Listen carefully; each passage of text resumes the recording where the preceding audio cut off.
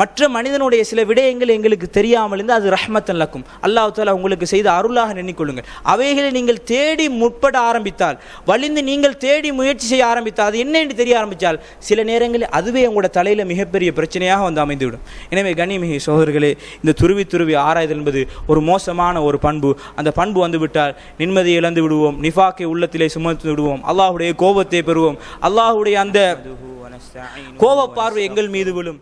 وَنُؤْمِنُ بِهِ وَنَتَوَكَّلُ عَلَيْهِ وَنَعُوذُ بِاللَّهِ مِنْ شُرُورِ أَنفُسِنَا وَمِنْ سَيِّئَاتِ أَعْمَالِنَا مَنْ يَهْدِهِ اللَّهُ فَلَا مُضِلَّ لَهُ وَمَنْ يُضْلِلْ فَلَا هَادِيَ لَهُ وَأَشْهَدُ أَنْ لَا إِلَهَ إِلَّا اللَّهُ وَحْدَهُ لَا شَرِيكَ لَهُ وَأَشْهَدُ أَنَّ مُحَمَّدًا عَبْدُهُ وَرَسُولُهُ اللهم صل على محمد وعلى آل محمد كما صليت على إبراهيم وعلى آل إبراهيم إنك حميد مجيد اللهم بارك على محمد وعلى آل محمد كما باركت على إبراهيم وعلى آل إبراهيم إنك حميد مجيد. قال الله تعالى في القرآن الكريم: أعوذ بالله من الشيطان الرجيم. يا أيها الذين آمنوا اتقوا الله حق تقاته ولا تموتن إلا وأنتم مسلمون.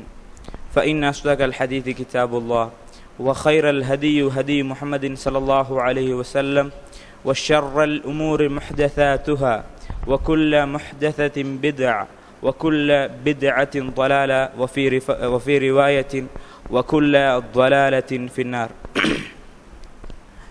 விரிந்த விண்ணையும் பரந்த மண்ணையும் படைத்து பரிபாலித்து கொண்டிருக்கும் ஏக வல்லவனான அல்லாஹுக்கு எல்லா புகழும். அல்ஹம்துலில்லாஹ். சாந்தியும் சமாதானமும் எம் சத்திய தூதர் சன்மார்க்க போதகர் எம் உயிரிலும் மேலான முஹம்மது முஸ்தபா ஸல்லல்லாஹு அலைஹி வஸல்லம் அவர்களின் மீதும் அவர்களுடைய வாழ்க்கை வழிமுறையை பின்துயர்ந்து நடந்த உத்தம சஹாபாக்கள், தாபிஈன்கள், தபஉ தாபிஈன்கள் இன்று வரையிலும் அல்லாஹுடைய மார்க்கத்தை அதனுடைய தூய்மை வடிவம், அதனுடைய தூய்மை தன்மை கோணாமல் எடுத்து நடக்கக்கூடிய அனைத்து முஸ்லீம்களின் மீதும் அல்லாஹுடைய அன்பும் ஆதரவும் பாசமும் பரிவும் நேசமும் நெருக்கமும் உண்டாகட்டுமாக. கண்ணியமிகு சகோதரர்களே, பெரியவர்களே, இத்தகில்லா ஹைத்துமா குந்த், எந்த நிலையிலும் எந்த சந்தர்ப்பத்திலும் தனிமையில் இருந்தாலும் சரி, பகிரங்கத்தில் மக்களுக்கு மத்தியில் இருந்தாலும் சரி, எல்லா நிலையிலும் அல்லாஹு ரப்புல் ஆலமீனை உள்ளும் புறமும் ஒன்றாய் அஞ்சிக் கொள்ளுங்கள். அதுதான் நித்திய நிலையான உண்மையான நிச்சயமான வெற்றியாக இருக்கும் என்ற உபதேசத்தை நாங்கள் அனைவரும் உள்ளத்தில் கொள்ள வேண்டும்.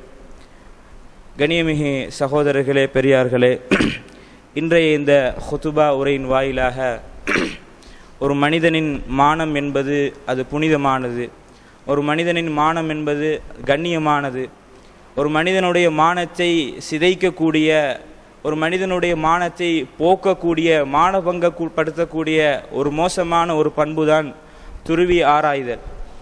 இந்த துருவி ஆராய்தல் என்ற ஒரு பண்பு எப்படி ஒரு மனிதனுடைய மானத்தை அது போக்குகிறது, இந்த துருவி ஆராயக்கூடிய பண்பு எங்களிடத்தில் இருந்தால் அது எப்படியான விளைவுகளை கொண்டு வரும், நமது வாழ்க்கையில் அது எப்படியான தீங்குகளை ஏற்படுத்தும் என்ற ஒரு தலைப்பின் வாயிலாக ஒரு சில அம்சங்களை உங்களுக்கு மத்தியில் நினைவுபடுத்திவிட்டு செல்லாம் என ஆசைப்படுகிறேன். இந்த துருவி ஆராய்தல் அப்படி என்றதுக்கு அரபியிலே சொல்லுவார்கள் அத்தஜஸ்ஸுஸ், அத்தஜஸ்ஸுஸ் என்று சொல்லுவார்கள். தஜஸ்ஸுஸ் என்று சொன்னால் துருவி ஆராய்தல் என்று பொருள்படும். இதற்கு அறிஞர்கள் விளக்கம் அளிக்கின்ற நேரத்தில் அல் பஹ்து அன் பவாத்தினில் உமூர், இமாம் இப்னு அத்தீர் ரஹிமஹுல்லாஹ் அவர்கள் குறிப்பிடுகிறார்கள், இந்த துருவி ஆராய்தல் என்பது அத்தஃப்தீஷு அன் பவாத்தினில் உமூர், அதாவது மனிதர்களுடைய இரகசியமான மறைவான குறைகளை துருவி ஆராய்தல் என்பதை குறிப்பிடும். ஒரு மனிதனுடைய மறைவான இரகசியமான அம்சங்களை துருவி ஆராய்தல் என்பதை இந்த வார்த்தை குறிப்பிடும். இமாம் இப்னு அத்தீர் ரஹிமஹுல்லாஹ் அவர்கள் யார் என்று சொன்னால் அல் குர்ஆனிய வசனங்களுக்கும் அல் குர்ஆனிய அரும் சொற்களுக்கும் ஹதீஸில் வரக்கூடிய அரும் சொற்களுக்கும் விளக்கம் அளிக்கக்கூடிய ஒரு அறிஞர். இவர் சொல்லுகின்ற போது இந்த துருவி ஆராய்தல் என்பது அக்ஸரு மா யுகாலு ஃபிஷர், மனிதர்களுடைய கெட்ட பகுதிகளை துருவி ஆராய்தல். ஒரு மனிதனிடத்தில் இரண்டு விதமான பகுதிகள் இருக்கும். ஒன்று மஹாசினுல் ஹுலுக், அவனுடைய நல்ல பண்புகள். இன்னும் ஒன்று இருக்கும் மசாவி, கெட்ட பகுதிகளும் இருக்கும் மனிதனிடத்தில். பொதுவாக மனிதனுடைய இயல்பு என்னவென்று சொன்னால் எப்போதும் மற்ற மனிதர்கள் எடுக்கக்கூடிய நல்ல அம்சங்களை துருவ மாட்டான். அவன் என்ன நலவு செய்கிறான், அவன் எப்படியான நல்ல வேலைகள் செய்கிறான் என்று சொல்லி நன்மையை ஒருபோதும் என்ன செய்ய மாட்டான், அவர் எப்படிப்பட்ட நன்மைகள் செய்கிறார் என்று துருவி ஆராய மாட்டான். மனிதனுடைய இயல்பு கரீசா, அதனுடைய இயற்கை தன்மை என்னவென்று சொன்னால் எப்போதும் மற்ற மனிதனுடைய கெட்ட பகுதிகளைத்தான் துருவி ஆராய்வான். இந்த அறிஞர் சொல்கிறார், துருவி ஆராய்தல் என்பது மனிதர்களுடைய கெட்ட பகுதிகளை ஆராய்தல், அவர்களுடைய அந்த மறைவான மோசமான பகுதிகளை ஆராய்தல் என்பதை குறிப்பிடும்.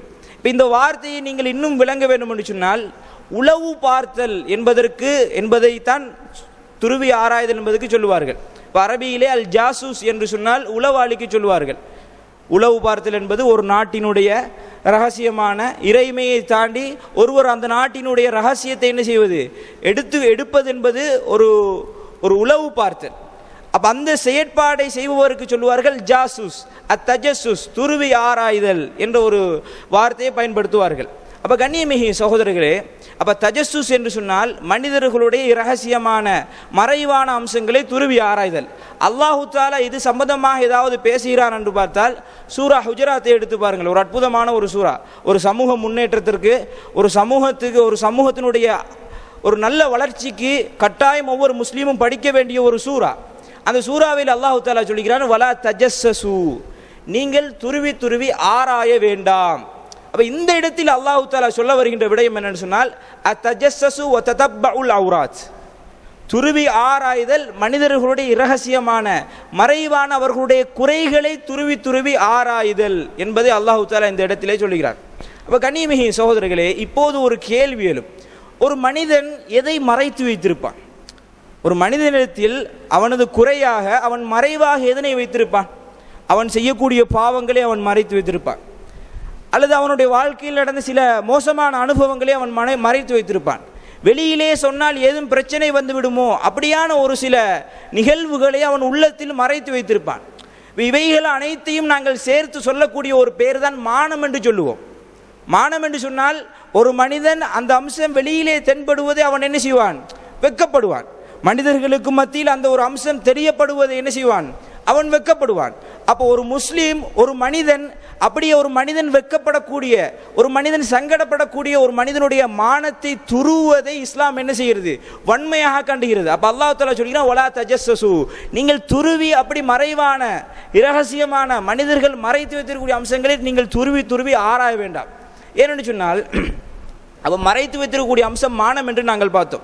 பாருங்க, அல்லாஹ்வுடைய தூதர் ஸல்லல்லாஹு அலைஹி வஸல்லம் அவர்கள் எச்சரிக்கக்கூடிய ஒரு செய்தியை பாருங்கள். இப்னு ஹிப்பான், முஸ்னத் அபி அலா போன்ற ஹதீஸ் கிரந்தங்களில் பதிவான ஒரு செய்தி. அல்லாஹ்வுடைய தூதர் ஸல்லல்லாஹு அலைஹி வஸல்லம் அவர்கள் முஆவியா ரலியல்லாஹு அவர்கள் இந்த ஹதீஸை அறிவிக்கின்றார்கள். இன்னக இனித்தபஅத அவ்ராத்தின் நாஸ், நீ மனிதர்களுடைய மறைவான இரகசியமான அம்சங்களை நீ துருவ ஆரம்பித்தால் அஃப்ஸதஹும், நீ அவர்களுடைய வாழ்க்கையை என்ன செய்ய பார்க்கிறாய்? நாசமாக்கி விட்டாய். அல்லது அவ் கித்த அன் தஃப்ஸிது அவ் கித்த அன் துஃப்ஸிதுஹும், நீ அவர்களுடைய வாழ்க்கையை நீ என்ன செய்ய போகிறாய்? நாசமாக்க ஆரம்பிக்கிறாய். அப்படி என்று அல்லாஹ்வுடைய தூதர் ஸல்லல்லாஹு அலைஹி வஸல்லம் சொல்கிறார்கள்.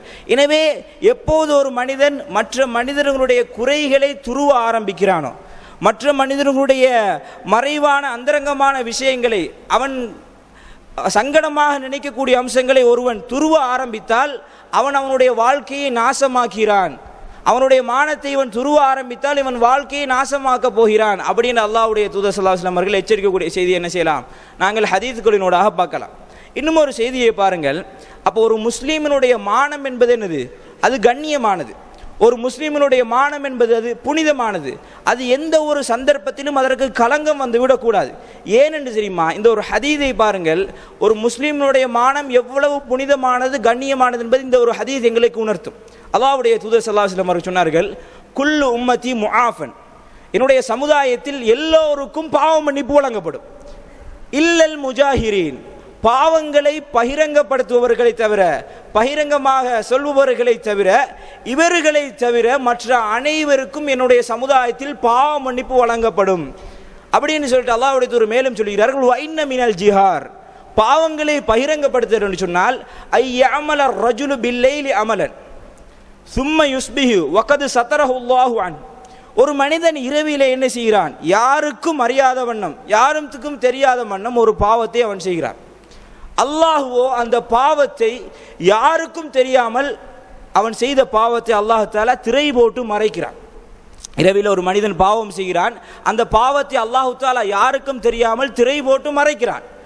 ஆனால் இவனோ என்ன செய்கிறான்? காலை பொழுதை அடைந்து யா ஃபுலான் அமில் துல் பாரிஹத கதா ஒ கதா, இரவிலே நான் இப்படி ஒரு பாவம் செய்தேன், இப்படி ஒரு அம்சம் செய்தேன் என்று சொல்லி தன்னுடைய தவறை, தான் செய்த பாவத்தை, தன்னுடைய மானத்தை அவன் என்ன செய்கிறான்? மற்ற நண்பனிடத்திலோ மற்ற மனிதனிடத்திலே சொல்கிறான். அல்லாஹ்வுடைய தூதர் மேலும் சொன்னார்கள், அல்லாஹு ரப்புல் ஆலமீனோ இவன் செய்த பாவத்தை திரை போட்டு மறைத்தான். ஆனால் இவன் என்ன செய்கிறான்? அல்லாஹ் போட்ட திரையை, அல்லாஹ் இட்ட திரையை கிழித்து அவனுடைய மானத்தை அவனே என்ன செய்கிறான்? வெளிப்படுத்துகிறான் என்று சொன்னால், கண்ணியமிகு சகோதரர்களை, நாங்கள் சிந்திக்க வேண்டிய விடயம் என்ன தெரியுமா?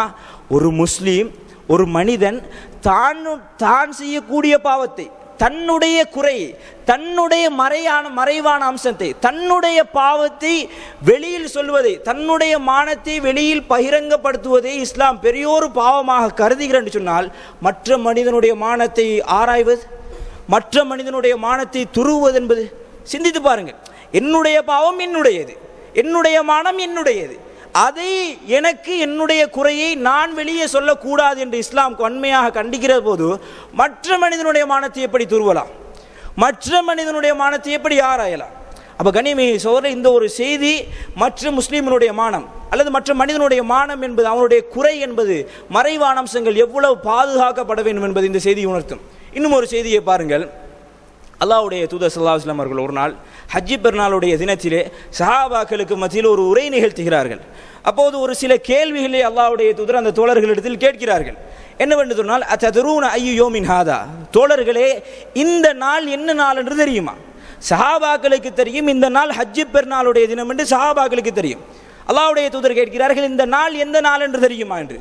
அப்போ சஹாபாக்கள் என்ன செய்கிறார்கள்? விடை தெரியும், யௌமுன் நஹர் என்று தெரியும். ஆனால் சஹாபாக்கள் அல்லாஹு ரசூலுஹு அலம், அல்லாஹும் ரசூலும் அறிந்தவர்கள் பதில் சொல்கிறார்கள். காரணம் என்னவென்று சொன்னால், சஹாபாக்கள் சொல்கிறார்கள், சயுசம்மிஹி பிகைரி இஸ்மி, ஒருவேளை அல்லாஹ்வுடைய தூதர் இந்த நாளுக்கு வேற ஏதாவது ஒரு பேர் வச்சிருப்பாங்களோ, அதனால நாங்கள் அல்லாஹும் ரசூலும் அறிந்தவர்கள் சொல்லிட்டோம். அதன் பின்னால் அல்லாஹ்வுடைய தூதர் சஹாபாக்களுக்கு அவரே விடை சொல்கிறார்கள், தோழர்களே இந்த நாள் யௌமுன் நஹர் என்று உங்களுக்கு தெரியாதா? இரண்டாவது கேள்வி கேட்கிறார் அல்லாஹ்வுடைய தூதர். என்ன கேள்வி தெரியுமா? ஐயு ஷஹரின் ஹாதா, இது எந்த மாதம் என்று தெரியுமா? இருப்பது தில்ஹிஜ்ஜாவுடைய மாதம். சஹாபாக்களுக்கும் தெரியும், சஹாபாக்களுக்கும் அதே பதில் சொல்கிறார்கள், அல்லாஹு ரசூலு ஆலம், அல்லாஹ்வுடைய தூதர் ஸல்லல்லாஹு அலைஹி சொன்னார்கள், அலைஸ துல்ஹிஜ்ஜா, இது துல்ஹிஜ்ஜா மாதம் என்று தெரியாதா? மூன்றாவது கேட்கிறார்கள், ஐயு பலதின் ஹாதா, இது எந்த ஊர்? இருக்கிறது மக்கால. சஹாபாக்களும் ரசூல் ஸல்லல்லாஹு அலைஹி வஸல்லம் அவர்கள் இருக்கிறது மக்கமா நகரில். மக்கமா நகரில் இருந்து கொண்டு அல்லாஹ்வுடைய தூதர் கேட்கிறார்கள், இது எந்த ஊர் என்று தெரியுமா என்று. சஹாபாக்கள் சொல்கிறார்கள், அல்லாஹு வ ரசூலு ஆலம்.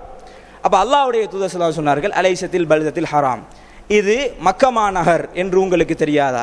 இந்த செய்திகளை எல்லாம் அல்லாஹ்வுடைய தூதர் அந்த தோழர்களுக்கு சொல்லிவிட்டு ஒரு விடயம் சொல்கிறார்கள். என்னவென்று சொன்னால், இதான் முக்கியமான ஒரு அம்சம். தோழர்களே, ஃபஇன்ன திமாஅக்கும் வ அம்வாலக்கும் வ அஅராலக்கும் ஹராமுன் அலைக்கும், தோழர்களே உங்களுடைய சகோதரனுடைய இரத்தம், அவனுடைய சொத்துக்கள், அவனது மானம், இதான் முக்கியமான அம்சம். அவனுடைய மானம் என்பது ஹராமுன் அலைக்கும், உங்கள் மீது அது தடுக்கப்பட்டதாகும், உங்களுக்கு அது கண்ணியமானது. எப்படி? கஹுர்மதி யௌமிக்கும் ஹாதா, இந்த நாள், இந்த ஹஜ்ஜி பெருநாள் தினம் எப்படி உங்களிடத்தில் கண்ணியமானதோ புனிதமானதோ, அதே மாதிரி ஒரு முஸ்லிமினுடைய மானம், ஒரு முஸ்லீம்னுடைய அவனுடைய அந்த மறைவான அம்சங்கள் உங்களுக்கு கண்ணியமானது. கண்ணியமிகு சகோதரர்களே, ஒரு முஸ்லீமினுடைய மானத்தை அல்லாஹ்வுடைய தூதர் ஹஜ்ஜி பெருநாளுக்கு ஒப்பாக்கின்றார்கள். ஒரு முஸ்லீமினுடைய மானத்தை அல்லாஹ்வுடைய தூதர் தில்ஹிஜ்ஜா மாதத்துக்கு ஒப்பாக்கிறார்கள். ஒரு முஸ்லீமினுடைய மானத்தை எங்களுக்கெல்லாம் மக்கமா நகர் என்று சொன்னால் எங்களுடைய உள்ளத்தில் என்ன கண்ணியம் எழுமோ அந்த கண்ணியமிக நகரத்துக்கு, அந்த கண்ணியமிகு ஊருக்கு அல்லாஹ்வுடைய தூதர் ஒரு முஸ்லீமினுடைய மானத்தை ஒப்பாக்கிறார் என்று சொன்னால் சிந்தித்து பாருங்கள், ஒரு முஸ்லீமினுடைய மானம் இஸ்லாத்தில் எவ்வளவு கண்ணியப்படுத்தப்பட வேண்டும், அது பாதுகாக்கப்பட வேண்டும். எந்த ஒரு கட்டத்திலும் ஒரு மனிதனுடைய மானம் அதுக்கு தீங்கு வரக்கூடாது என்பதற்கு இஸ்லாம் எவ்வளவு வலியுறுத்திய செய்தியை சொல்லுகிறது என்பதை என்ன செய்யலாம், ஹதீஸ் குழுவாக பார்க்கலாம். இன்னும் ஒரு செய்தியை சொல்கிறேன் பாருங்கள். அல்லாஹ்வுடைய தூதர் ஸல்லல்லாஹு அலைஹி வஸல்லம் அவர்கள் ஒரு நாள் வீட்டில் இருந்து கொண்டிருக்கிறார்கள். மிதுரன் கையிலே ஒரு சீப்பை வைத்துக்கொண்டு, சீப்பென்று சொன்னால் யுரஜ்ஜுல் பிஹி ரஅஸா, தலைவாரக்கூடிய ஒரு சீப்பை வைத்துக்கொண்டு அல்லாஹ்வுடைய தூதர் தன்னுடைய வீட்டிலிருந்து தலைவார்ந்து கொண்டிருக்கிறார்கள். அந்த நேரத்தில் ஒரு மனிதர் என்ன செய்கிறார், கதவினுடைய ஓட்டை வழியாக அல்லாஹ்வுடைய தூதர் உள்ளே இருப்பதை பார்க்கிறார். இது அல்லாஹ்வுடைய தூதருக்கு ஆரம்பத்தில் விளங்கவில்லை. உடனே அல்லாஹ்வுடைய தூதர் ஸல்லல்லாஹு அலைஹி வஸல்லம் அவர்கள் அதனை பார்த்து விடுகிறார்கள். பார்த்து விட்டு சொல்கிறார்கள், லவ் அஅலமு அன்னக தன்ததிருனி, நீ இப்படி ஓட்டையால் பார்ப்பது எனக்கு முன்னாடி தெரியுமா இருந்தார், லதஅன்து பிஹி ஐனைக், இந்த சீப்பால உண்ட கண்ணை குத்தி இருப்பேன் அப்படின்னு ரசூல் ஸல்லல்லாஹு அலைஹி வஸல்லம் எச்சரித்தார்கள்.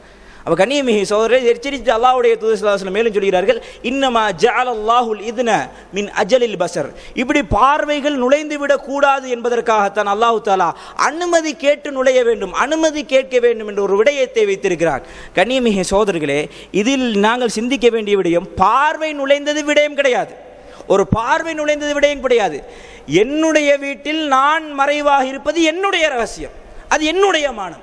என்னுடைய மானத்தை நீ எப்படி உற்று பார்ப்பாய்? அப்ப கண்ணியமிகு சகோதரர், இஸ்லாம் வலியுறுத்தக்கூடிய செய்தி என்ன? தவறான ஒரு பார்வை கூட இன்னும் ஒரு முஸ்லிமினுடைய அந்த மானத்தில் போய்விடக் கூடாது என்பதற்கு எவ்வளவு முக்கியத்துவம் அளிக்கிறது என்பதை என்ன செய்யலாம். அப்போ ஒரு முஸ்லிமினுடைய மானம் எவ்வளவு பாதுகாக்கப்படுகிறது, ஒரு மனிதனுடைய மானம் எவ்வளவு புனிதமான என்பதை இஸ்லாம் எவ்வளவு வலியுறுத்தி என்பதை என்ன செய்யலாம், எங்களால் புரிந்து கொள்ளலாம். இன்னும் ஒரு செய்தியை பாருங்கள். அல்லாஹ்வுடைய தூதர் ஸல்லல்லாஹு அலைஹி வஸல்லம் அவர்கள் ஒரு சில இந்த செய்திகள் எல்லாம் சொல்லும் போது, ஒரு முஸ்லிமினுடைய மானம் என்று எங்களுக்கு அந்த மானத்தை பற்றி நினைத்தால் இப்படியான கண்ணியமான விடயங்களை எங்களுக்கு நினைவு வர வேண்டும். அதற்காக இந்த செய்திகளை சொல்கிறேன். அல்லாஹ்வுடைய தூதர் ஸல்லல்லாஹு அலைஹி வஸல்லம் அவர்கள் கணவன்மார்களுக்கு ஒரு விடயத்தை தடை செய்கிறார்கள். நன்றாக புரிந்து கொள்ளுங்கள். கணவன்மார்களுக்கு ஒரு விடயத்தை தடை செய்கிறார்கள். என்னவென்று தெரியுமா? நஹா ரசூல் ஸல்லல்லாஹு அலைஹி வஸல்லம் அய்யத்ருக ரஜுலு அஹ்லஹு லைலா, இரவு நேரத்திலே நீங்கள் ஒரு பயணம் செய்துவிட்டு இரவு நேரத்திலே உங்களுடைய வீட்டுக்கு நீங்கள் வரும்போது நான் வருகிறேன் என்று தகவலை அறிவிக்காமல், வீட்டாருக்கு தெரியப்படுத்தாமல் கதவை வந்து தட்ட வேண்டாம் அப்படின்னு சொல்கிறார்கள். சர்ப்ரைஸ் செய்யறதுன்னு சொல்றேன். இப்போ இந்த காலத்தில் அது ஒரு ட்ரெண்டாக மாறிவிட்டது. அது ஒரு என்னது, ஒரு சந்தோஷமான ஒரு நிகழ்வாக மாட்டு. திடீர்னு வந்து வெளிநாட்டிலேருந்து வந்து செய்வார், வீட்டுக்கு முன்னால் நின்றுவார். திடீர்னு ஒரு பயணம் வைத்து, தூர பயணம் வைத்து வந்து வீட்டாருக்கு முன்னால் நின்று ஷொக் கொடுப்பார். இப்போ இந்த ஒரு செய்தியை அல்லாஹ்வுடைய தூதர் தடை செய்கிறார்கள். அல்லாஹ்வுடைய தூதர் சொல்கிறார்கள், நீங்கள் பயணம் ஒன்று வைத்து இரவு நேரத்தில் வரும்போது வீட்டாருக்கு தகவல் அறிவிக்காமல் வந்து கதவை தட்ட வேண்டாம் அப்படின்னு சொல்லிட்டு அல்லாஹ்வுடைய தூதர் இரண்டு விடயங்களை சொல்கிறார்கள். இதுதான் முக்கியமானது. என்னது?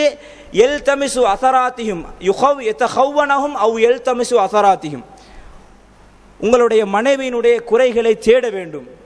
அவர்கள் மோசடி செய்து விடுவார்களோ என்ற எண்ணத்தில், அவர்களுடைய குறைகளை தேட வேண்டும், துருவ வேண்டும் என்ற எண்ணத்தில் இரவு நேரத்தில் நீங்கள் தகவல் அறிக்காமல் வந்து கதவை தட்ட வேண்டாம். கண்ணியமிகு சகோதரர்களே, வீடோ நான் கட்டிய வீடு, வீட்டில் இருப்பது என்னுடைய மனைவி, என்னுடைய குழந்தைகள். என்னுடைய வீட்டுக்கு வருவதற்கு நான் எனக்கு அனுமதி கேட்க வேண்டிய அவசியம் கிடையாது. ஆனால் ஒரு மனைவி அந்த நேரத்தில் எப்படி இருப்பார்? ஒரு மனைவியினுடைய குறையை கூட கணவன் பார்த்து விடக்கூடாது, அது பாதுகாக்கப்பட வேண்டும். ஒரு கணவன் மனைவியாக இருப்பவர்களிடத்தில் என்ன குறை இருக்கும், என்ன மறைவு இருக்கும். ஆனால் ஒரு மனிதன் ரீதியில் அவர்களுக்கும் ஒரு குறைவான, ஒரு மறைவான அம்சங்கள் இருக்கும். அது ஒரு கணவனுக்கு தெரிந்து விடக்கூடாது.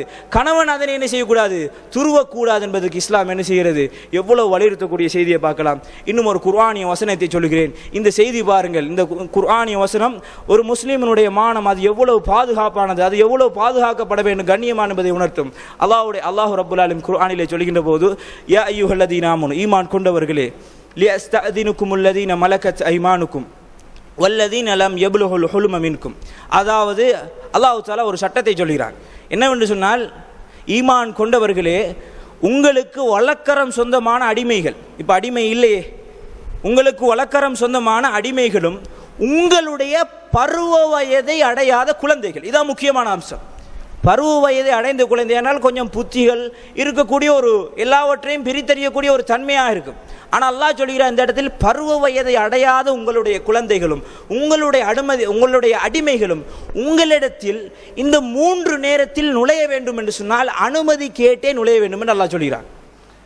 உங்களுடைய பருவ வயதை அடையாத குழந்தைகள் உங்களிடத்தில் நுழைய வேண்டுமா, அதாவது உங்களுடைய அறைக்குள் அவர்கள் வர வேண்டுமா, உங்களிடத்தில் அவர்கள் வர வேண்டுமா, இந்த 3 நேரத்தில் அவர்கள் உங்களிடத்தில் வர வேண்டும் என்றால் அனுமதி கேட்டுத்தான் வர வேண்டும். ஒன்று என்ன தெரியுமா?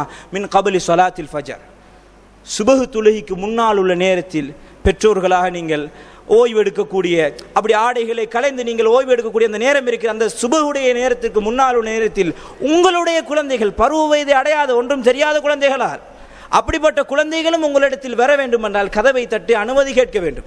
அனுமதி கேட்டுதான் உங்களிடத்தில் வர வேண்டும். இரண்டாவது, லுஹருடைய நேரத்தில் நீங்கள் ஆடைகளை களைந்து ஓய்வெடுக்கக்கூடிய நேரத்தில் அவர்கள் உங்களிடத்தில் வர வேண்டும் என்றால் அனுமதி கேட்டுதான் வர வேண்டும். மூன்றாவது நேரம் இஷா தொழுகைக்கு பின்னால் உள்ள நேரம். அப்போ கண்ணியமிகு சகோதரர்களே, ஒரு தாய்க்கும் பிள்ளை இடத்தில் என்ன மறைவு இருக்கும், என்ன குறை இருக்கும்? ஒரு தாய் அந்த நேரத்தில் எப்படி இருப்பார்? ஒரு தாயினுடைய குறையை பார்த்துவிடக் கூடாது என்பதற்கு இஸ்லாம் பாருங்கள் எப்படி ஒரு சட்டத்தை சொல்லுகிறது என்று. அந்த நேரத்தில் தாய் எப்படி இருப்பார்? தாயினுடைய குறையை பிள்ளை பார்த்து விடக்கூடாது என்பதற்கு இஸ்லாம் ஒரு அழகான செய்தியை சொல்லுகிறேன்னு சொன்னால், இந்த செய்திகள் அனைத்தும் உணர்த்த வேண்டும் என்ன, ஒரு முஸ்லீமினுடைய மானம், அவனுடைய மறைவான அம்சங்கள், அவனுடைய குறைவான அம்சங்கள் என்னது, எங்களுக்கு அது புனிதமானது, அது பாதுகாக்கப்பட வேண்டும். அப்போ கண்ணியமிகு சகோதரர்களே, இந்த செய்திகள் உங்களுக்கு ஒரு முஸ்லீமினுடைய ஒரு மனிதனுடைய மானம் எவ்வளவு புனிதமான என்பதை உணர்த்தி இருக்கும். அடுத்ததாக கண்ணியமிகு சகோதரர்களே, அல்ராரு சராயிர், அல்ராரு தஜஸ்ஸுஸ், அதாவது இந்த துருவி ஆராயக்கூடிய ஒரு பண்பு எங்களிடத்தில் வந்துவிட்டால் அது எப்படியான தீங்குகளை எங்களுக்கு ஏற்படுத்தும் என்று சொன்னால், முதலாவது அம்சம் என்னென்னு சொன்னால், இந்த துருவி ஆராயக்கூடிய பண்பு எங்களிடத்தில் வந்துவிட்டதுன்னு சொன்னால், அல்லாஹ்வுடைய தூதர் ஸல்லல்லாஹு அலைஹி வஸல்லம் அவர்கள் ஒரு நாள் ஒரு விடயம் சொல்கிறார்கள். என்னவென்று சொன்னால், யா மஅஷர மன் ஆமன பிலிசானிஹி வலம் யதுகுலில் ஈமானு ஃபீ கல்பி, அதாவது உள்ளத்தால் ஈமானை மொழியாமல் வாயினால் வெறுமனே ஈமானை மொழிந்தவர்களே அப்படின்னு அல்லாஹ்வுடைய தூதர் அழைக்கிறார்கள். எப்படி? வாயால் வெறுமனே, உள்ளத்தில் இல்லாமல் வாயால் மாத்திரம் ஈமானை மொழிந்தவர்கள். யார் இவர்கள்? முனாஃபிக்குகள். உள்ளத்தில் இஸ்லாம் இருக்காது, ஈமான் இருக்காது, வாயால் மாத்திரம் பேசுவார்கள். அல்லாஹ் தஆலா இவர்களை பற்றி சொல்கின்ற போது யகூலூன பி அஃப்வாஹிஹிம் மா லைஸ ஃபீ குலூபிஹிம், வாயால பேசுவார்கள், உள்ளத்தில் அவர்களுக்கு என்ன செய்யாது, இஸ்லாம் இருக்காது. இப்படிப்பட்டவர்கள் என்று சொல்லி அல்லாஹ்வுடைய தூதர் ஒரு அழைக்கிறார்கள். யா மஅஷர மன் ஆமன பிலிசானிஹி, இப்படி அல்லாஹ்வுடைய தூதர் அழைக்கிறார்கள்.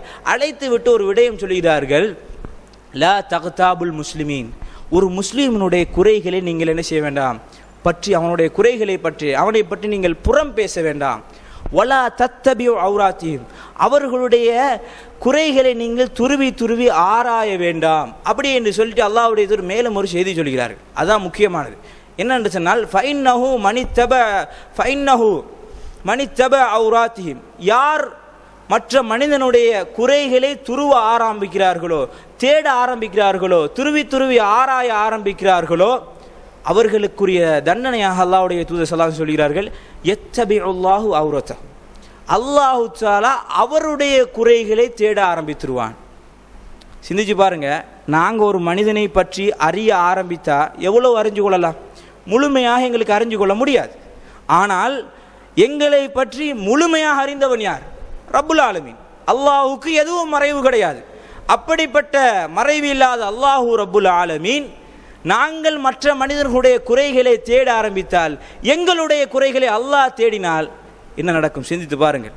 அல்லாஹ்வுடைய தூதர் மேலும் ஒரு கடைசியாக ஒரு வார்த்தை சொன்னால், அதுதான் ரொம்ப வெயிட்டான வார்த்தை, ரொம்பவும் பாரமான வார்த்தை. என்ன தெரியுமா? அப்படி அல்லாஹு தஆலா உங்களுடைய குறைகளை துருவ ஆரம்பித்தால், யஃப்லஹுஹு ஃபீ ஜௌஃபி பைத்தி, உங்களுடைய நடு வீட்டில் வைத்து அல்லாஹு தஆலா உங்களை கேவலப்படுத்துவார். நாங்கள் மற்ற மனிதர்களை பற்றி அவர்களுடைய குறைகளை துருவ பேச தேட ஆரம்பித்தால் அல்லாஹ் எங்களை துருவ ஆரம்பிப்பான், எங்களை தேட ஆரம்பிப்பான். எங்களுடைய குறைகளை அல்லாஹ் தஆலா தேடி எங்களுடைய நடு வீட்டில் வைத்து எங்களை இழிவுபடுத்துவான். நடு வீட்டில் வைத்து இழிவுபடுத்துவான். என்ன தெரியுமா? ஒரு மனிதனுடைய ஒரு மனிதன் தன்னுடைய மானத்திற்கு உயிரை விட அதிக முக்கியத்துவம் அளிப்பான். எப்படி? வெளியூரிலே யாருக்கும் தெரியாத ஒரு பழக்கமில்லாத மக்களுக்கு மத்தியில் அவனுடைய மானத்துக்கு ஏதாவது பிரச்சனை ஏற்பட்டால் உடனே அவன் சுற்றி பார்ப்பான், எனக்கு தெரிஞ்சவர்கள் யாராம் இருக்கிறாங்களா. அவனுக்கு அந்த ஏற்பட்ட அந்த காயத்தை விட, அந்த மானத்துக்கு ஏற்பட்ட பிரச்சனையை விட அவன் திரும்பி பார்ப்பான், எனக்கு தெரிஞ்சவங்க யாரா இருக்கிறாங்களா, யாரும் பார்க்கலே, எனக்கு தெரிஞ்ச ஊராக்கள் யாரும் என்னை பார்க்கலே அப்படின்னு என்ன செய்வான், அவன் ஒரு சந்தோஷப்படுவான். இதே நாங்கள் கண்ணியமாக நினைக்கக்கூடிய எங்களுடைய குடும்பத்துக்கு மத்தியில், எங்களுடைய ஊராருக்கு மத்தியில், எங்களுடைய உறவுகளுக்கு மத்தியில் எங்களோட மானத்துக்கு ஒரு சின்ன பிரச்சனை வந்தாலும், இவர் இப்படி செஞ்சிட்டாரு, இவருக்கு இப்படி ஆயிட்டேன்னு சொல்லி எங்களோட மானம் சின்னதோ ஒரு பிரச்சனை எங்களுக்கு ஏற்பட்டாலும் அது எங்களுக்கு ஏற்பட்ட வலியை விட எல்லோருக்கும் தெரிஞ்சிட்டேன்ற ஒரு அந்த கவலை என்பது பெருசாக இருக்கும்.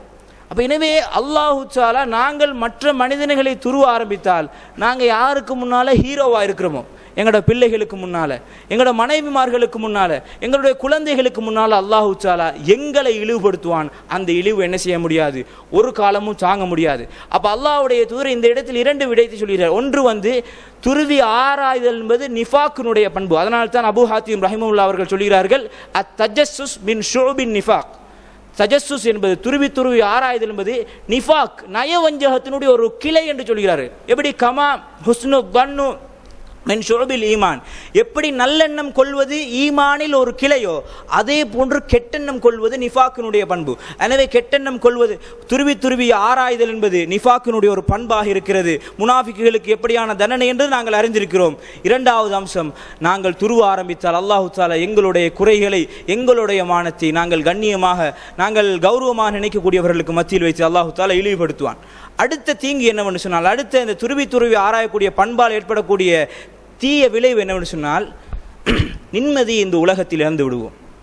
மிக முக்கியமான அம்சம் என்ன, நிம்மதியை இந்த உலகத்தில் நாங்கள் இழந்து விடுவோம்.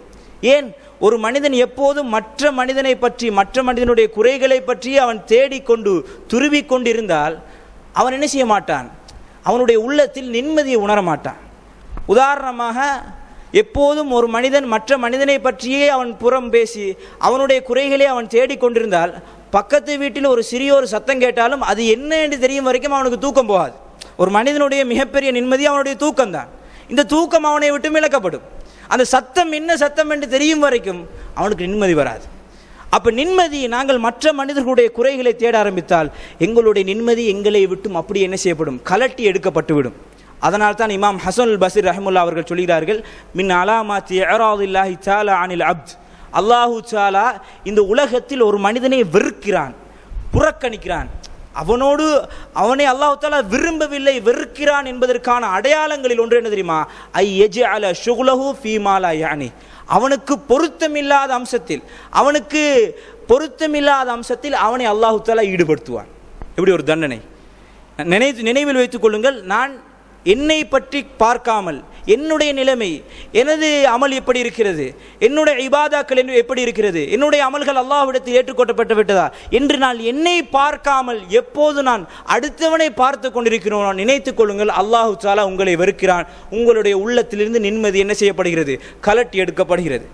மூன்றாவது ஒரு விளைவு என்னென்னு சொன்னால், நிஸ்யானுஹு லினஃப்ஸி, நீங்கள் துருவி ஆராய ஆரம்பித்தால் உங்களுக்கு ஏற்படக்கூடிய மிக பெரும் ஒரு தீங்கு என்னவென்று சொன்னால், உங்களை நீங்கள் மறந்து விடுவீர்கள். நிஸ்யானுஹு லினஃப்ஸி, அதாவது நீங்கள் ஒரு மனிதனுடைய குறைகளை நீங்கள் துருவ ஆரம்பித்தால் உங்களை நீங்களே மறந்து விடுவீர்கள். இது அல்லாஹ் தஆலா தாரப்போரும் மிகப்பெரிய தண்டனை. ஏன், நாங்கள் எப்போது மற்ற மனிதர்களுடைய குறைகளையே துருவ ஆரம்பித்தால், தேட ஆரம்பித்தால் எங்களை பற்றி நாங்கள் பார்க்க மாட்டோம், எங்களுடைய நிலைமைகளை பற்றி நாங்கள் யோசிக்க மாட்டோம், எங்களை நாங்கள் மறந்துடுவோம். ஷைத்தான் இயல்பாக எங்களுடைய உள்ளத்தில் கொண்டு வருவான், என்ன, நீ நல்லவன். நாங்கள் ஒரு மனிதனுடைய பாவத்தை பற்றி குறைகளை பற்றி பேசுகிறோம் என்று சொன்னால் மற்ற மனிதத்தில் இயல்பாக எங்களுடைய உள்ளத்தில் என்ன தெரியுமா, நீ அந்த பாவத்திலிருந்து தூய்மையானவன், நீ நல்லவன், நீ ஒரு சிறந்தவனாக இருக்கிறாய். ஷைத்தான் அந்த எண்ணத்தை கொண்டு வருவான். கொண்டு வந்தால் என்ன நடக்கும், எங்களை நாங்களே மறந்துடுவோம். இந்த உலகத்தில் எங்களுடைய நிலைமைகளை பற்றி நாங்கள் சிந்திக்க மாட்டோம். அப்போ எங்களை நாங்கள் மறக்கிறது என்பது, இப்படி எங்களை நாங்கள் மறந்தால் யாரை மறப்போம், அல்லாஹுவை மறப்போம். அல்லாஹு தஆலா குர்ஆனிலே சொல்கிறான், வலா தகூனு கல்லதீன நசுல்லா, நீங்கள் அவர்கள் அல்லாஹ்வை மறந்தவர்களை போன்று ஆகிவிட வேண்டாம். அப்படி ஆகிவிட்டால் ஃபஅன்சாஹும் அன்ஃபுஸஹும், அல்லாஹ் தார தண்டனை, அவர்களை மறந்து விடுவார்கள். அப்போ எங்களை நாங்களே மறந்து போகிறது என்பது இந்த உலகத்தில் மிகப்பெரிய ஒரு தண்டனை. சிந்திச்சு கொள்ளுங்க. நான் இப்போது ஒவ்வொரு நாளை முடிக்கின்ற போது என்னை பற்றி சிந்திக்கிறேன்டா, என்னுடைய நிலைமையை பற்றி சிந்திக்கிறேன், அல்லது அடுத்தவனை பற்றி சிந்திக்கிறேனா? என்னை பற்றி நான் சிந்திக்காமல் எப்போதும் அடுத்தவனை பற்றி தான் சிந்தித்து கொண்டிருக்கிறேனா? நினைவில் வைத்துக் கொள்ளுங்கள், நீங்கள் ஒரு பெரும் தண்டனையில் இருந்து கொண்டிருக்கிறீர்கள். எனவே எப்போதும் எங்களை பற்றி சிந்திக்கக்கூடிய அந்த எண்ணத்தை நாங்கள் என்ன செய்ய வேண்டும், வளர்த்து கொள்ள வேண்டும். எனவே கண்ணியமிகு சகோதரர்களே, இந்த அம்சங்களை நாங்கள் உள்ளத்தில் பதிய வைத்துக்கொண்டு, இந்த துருவி ஆராய்தல் என்பது நிச்சயமாக ஒரு மோசமான ஒரு பண்பு. அப்படியான ஒரு பண்பு எங்களுடைய உள்ளத்தில் வந்துவிட்டால் நிம்மதி இழந்து விடுவோம், நயவஞ்சகத்தை உள்ளத்தில் சுமந்து விடுவோம். மற்ற மனிதனை பற்றி எப்போதும் நாங்கள் என்ன செய்வோம், ஒரு மோசமான ஒரு நிலையோடு தான் இருப்போம். அடுத்த நாலாவது ஒரு விளைவு என்னவென்று சொன்னால் கண்ணியமிகு சகோதரர்களே, தஹ்தீமு கயானில் முஜ்தமா, அதாவது துருவி ஆராயக்கூடிய ஒரு பண்பு எங்களிடத்தில் வந்து விட்டது என்று சொன்னால் ஒரு சமூகம் அதனுடைய அடித்தளத்திலிருந்து அப்படியே உடைந்து விடும். ஒரு சமூகத்தினுடைய கட்டமைப்பு, அதனுடைய பேஸ்மெண்ட் அப்படியே உடைஞ்சிடும். ஏன் தெரியுமா, நாங்கள் எப்பயும் மற்ற மனிதர்களை பற்றியே துருவ ஆரம்பித்தால், குறைகளை தேட ஆரம்பித்தால் எங்களுடைய உள்ளத்தில் மற்ற மனிதனுடைய நல்ல பகுதிகள் ஒரு காலம் வழங்காது. எவ்வளோ அவர் 99% நல்லவராக இருந்தாலும் 1% அவரிடத்தில் இருக்கக்கூடிய குறை எங்களுடைய கண்ணுக்கு விளங்கின என்ன தெரியுமா நடக்கும், நாங்கள் அந்த குறையை தான் பார்ப்போம். அப்படி குறையை பார்க்கறதால, எப்பயும் மற்ற மனிதனுடைய குறையை பார்க்கறதால நாங்கள் யாரோடையும் சிரித்து சலாம் சொல்லி கூட பேச மாட்டோம். இவர் இப்படிப்பட்டவரா, எப்படி நினைச்சேன், நல்ல பகுதிகளை செய்தான் காட்ட மாட்டான். அப்படி நீங்கள் கெட்ட பகுதிகளை பார்த்து பார்த்து ஒரு மனிதன் இருக்கிற தவறை மட்டும் நீங்கள் பார்த்தீங்கன்னு சொன்னால் எல்லோரோடையும் நீங்கள் பேசாமல் போய்த்திருவீங்க, யாருக்கும் நீங்கள் சலாம் சொல்ல மாட்டீங்க. நீங்கள் ஒரு சமூகத்தினுடைய ஒரு கட்டமைப்பை அப்படியே என்ன செய்வீங்க, உடைக்க ஆரம்பிச்சிருவீங்க.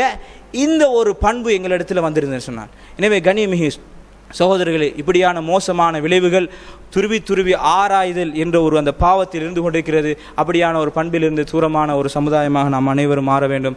வாஹர்தவான் அல்ஹம்துலில்லாஹி ரப்பில் ஆலமீன். அஸ்ஸலாமு அலைக்கும் வரஹ்மத்துல்லாஹி வபரகாத்துஹு. அல்ஹம்துலில்லாஹ் வஸ்ஸலாத்து வஸ்ஸலாமு அலா ரசூலில்லாஹ் வ அலா ஆலிஹி வஸஹ்பிஹி வமன் வாலா.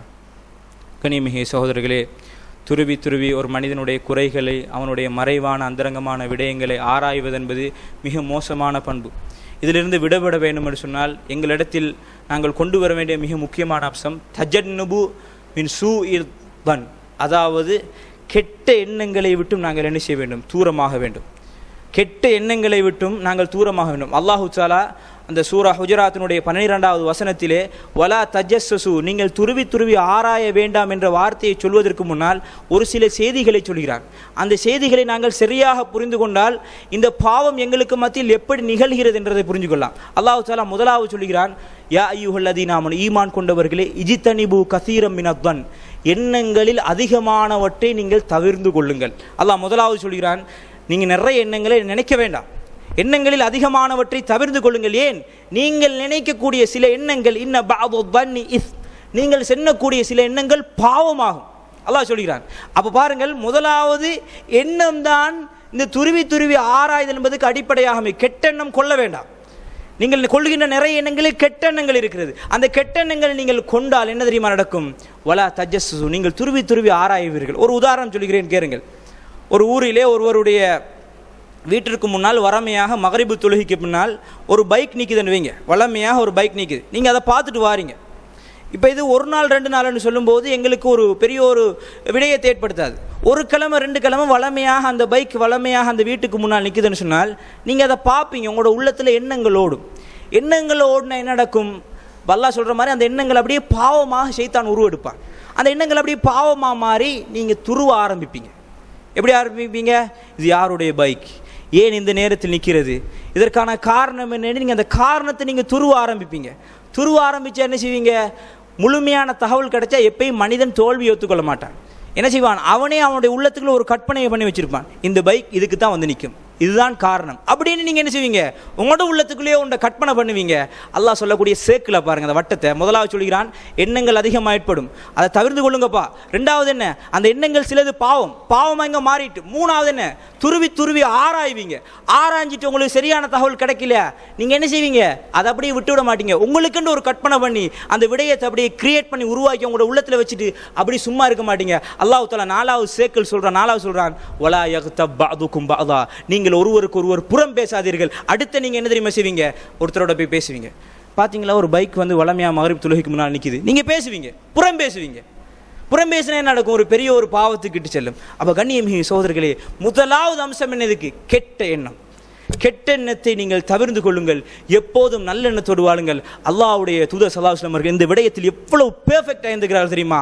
ஒரு மனிதனுடைய விடயத்தில் கெட்டெண்ணம் கொள்ளாமல் இருப்பதற்கு அல்லாஹ்வுடைய தூதருடைய வாழ்க்கை எங்களுக்கு மிக பெரும் படிப்பினை. பாருங்கள், அப்துல்லாஹ் இப்னு உபை இப்னு சலூல் தெளிவான முனாஃபிக் ரஸுல் முனாஃபிக்குடைய தலைவனாக அந்த காலத்தில் இருந்தான்.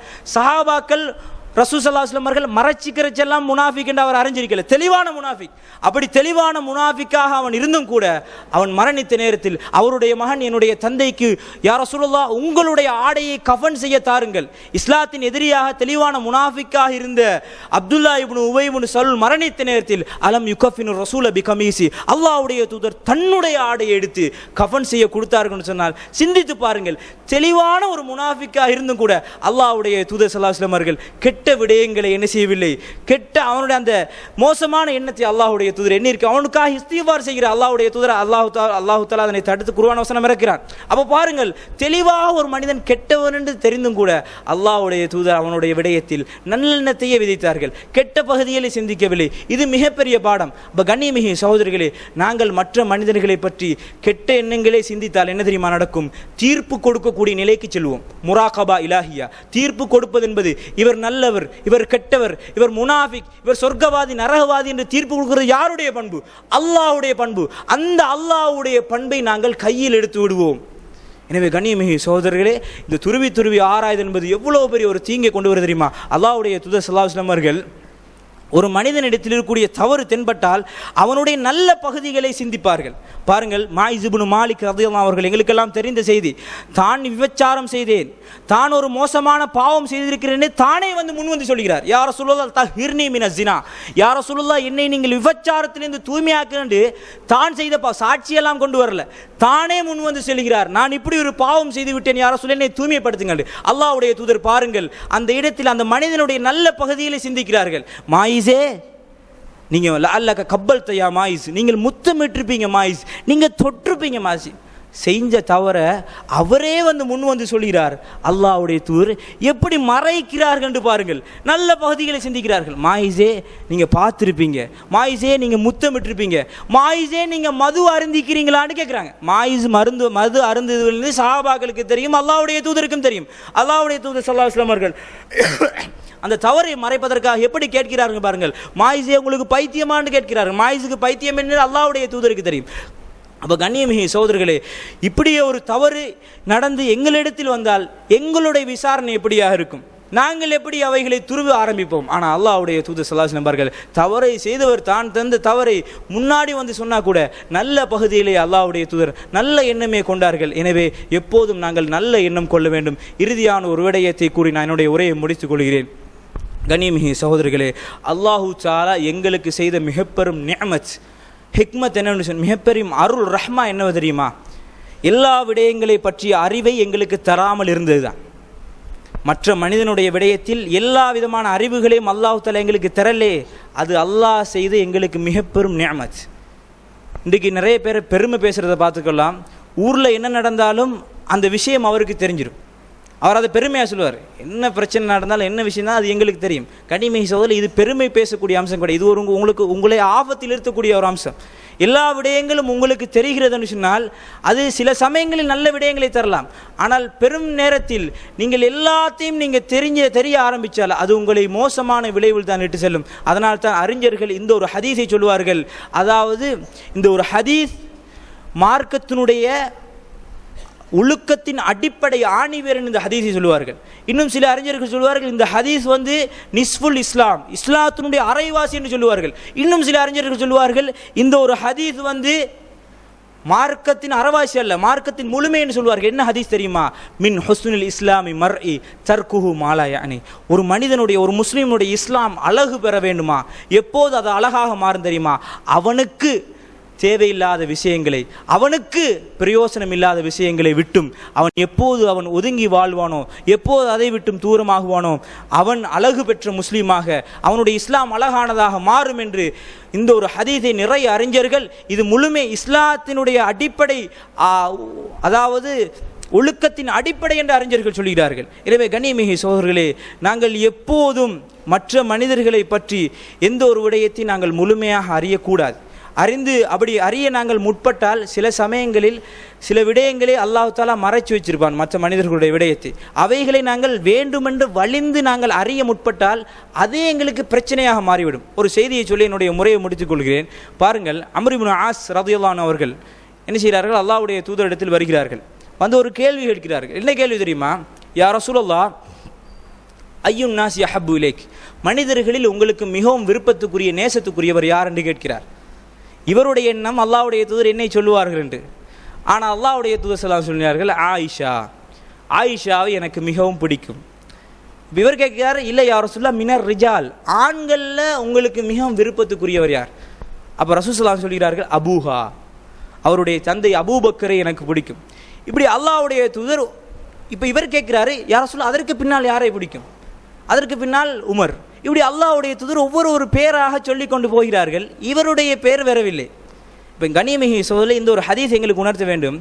இவர் இந்த கேள்வியை அல்லாஹ்வுடைய தூதரிடத்தில் கேட்காமல் இருந்தால் ஏதோ ஒரு அவருடைய உள்ளத்தில் அல்லாஹ்வுடைய தூதர் என்னை நேசிக்கிறார், இவர் அல்லாஹ்வுடைய தூதரோடு அந்த பழகிய விதத்தை வைத்து அல்லாஹ்வுடைய தூதர் என்னைத்தான் கூறுவார் என்று அந்த கேள்வியை போய் கேட்டார். அவர் அந்த இடத்தில் இல்லாத போது, அவர் அந்த இடத்தில் இல்லை, முதலாவது நபராக அவர் இல்லை என்ற போது ஒரு நிச்சயமாக ஒரு கவலை ஏற்பட்டிருக்கும். அப்போ கண்ணியமிகு சகோதரர்களே, அப்போ அந்த விடயத்தை இவர் கேட்காமல் வலிந்து தேடாமல் இருந்திருக்க இப்படியான ஒரு நிலைக்கு அவர் மாட்டியிருக்க மாட்டார். எனவே கண்ணியமிகு சகோதரரை சிந்தித்து கொள்ளுங்கள். மற்ற மனிதனுடைய சில விடயங்கள் எங்களுக்கு தெரியாமல் இருந்தால் அது ரஹ்மத்தன் லக்கும், அல்லாஹ் தஆலா உங்களுக்கு செய்த அருளாக எண்ணிக்கொள்ளுங்கள். அவைகளை நீங்கள் தேடி முற்பட ஆரம்பித்தால், வலிந்து நீங்கள் தேடி முயற்சி செய்ய ஆரம்பித்தால், அது என்ன என்று தெரிய ஆரம்பித்தால் சில நேரங்களில் அதுவே உங்களோட தலையில் மிகப்பெரிய பிரச்சனையாக வந்து அமைந்துவிடும். எனவே கண்ணியமிகு சகோதரர்களே, இந்த துருவி ஆராய்தல் என்பது ஒரு மோசமான ஒரு பண்பு. அந்த பண்பு வந்துவிட்டால் நிம்மதியை இழந்து விடுவோம், நிஃபாக்கை உள்ளத்திலே சுமந்து விடுவோம், அல்லாஹ்வுடைய கோபத்தை பெறுவோம், அல்லாஹ்வுடைய அந்த கோபப்பார்வை எங்கள் மீது விழும். இப்படியான ஒரு சில செய்திகளை நான் உங்களுக்கு மத்தியில் முன்வைத்தேன். இந்த பாவத்தை விட்டு முழுமையாக தவிர்ந்தவர்களாக எப்போதும் சலீமு சதுர், நல்ல உள்ளங்களோடு மற்ற மனிதர்களுடைய நல்ல பகுதிகளை பார்க்கக்கூடியவராக, அவன் எவ்வளவுதான் கெடுதிகள் செஞ்சாலும் அந்த கெடுதிகளை நீங்கள் முற்படுத்தாமல் அவன் செய்த நல்லவைகளை முற்படுத்தி பார்க்கக்கூடிய அந்த பார்வையையும் உள்ளத்தையும் அல்லாஹு தஆலா நம் அனைவருக்கும் தர வேண்டும். வ ஆகிரு தஅவானா அல்ஹம்துலில்லாஹி ரப்பில் ஆலமீன். ரப்பனா தகப்பல் மின்னா இன்னக அன்தஸ் ஸமீஉல் அலீம்.